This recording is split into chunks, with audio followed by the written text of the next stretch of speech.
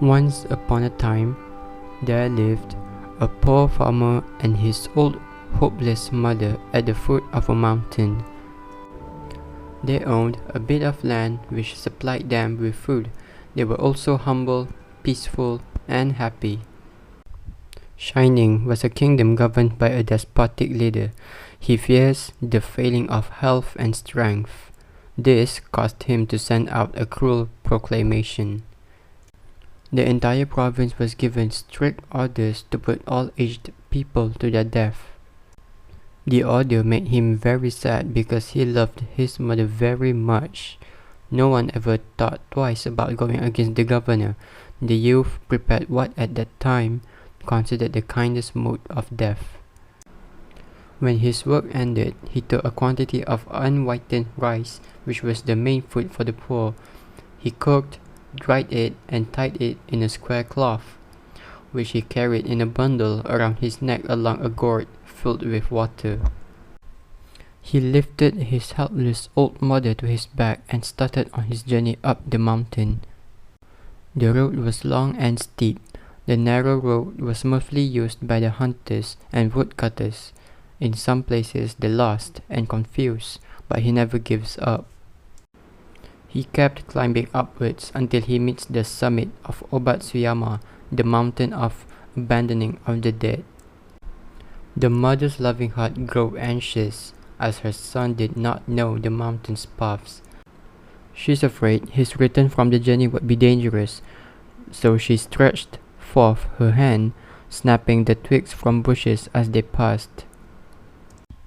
She quietly dropped a handful of snapped twigs every few steps so that her son can find his way back to their home. At last, they reached the summit. The poor farmer was tired and heartsick. He gently released his old mother from his back and silently repaired a place of comfort as his last duty to the loved one. He tenderly lifted his mother onto it and wrapped her padded coat more closely to her shoulders.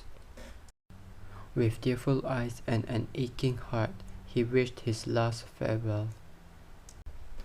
Let not thine eyes be blinded, my son. The mountain road is full of dangers.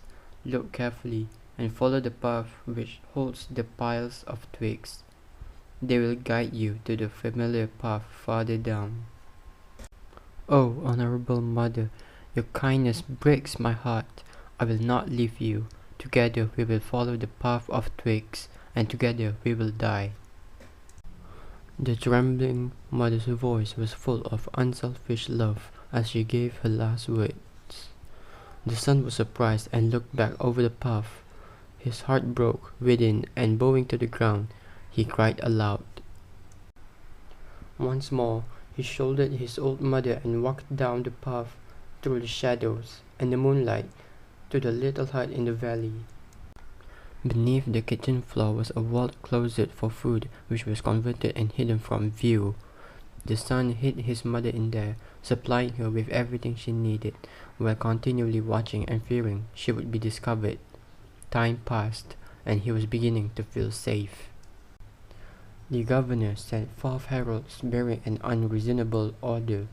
His demand was that his people should present him with a robe of ashes. The entire province trembled with dread and fear. The order must be obeyed, yet who in all Shining could make a robe of ashes? One night, the son whispered the news to his hidden mother.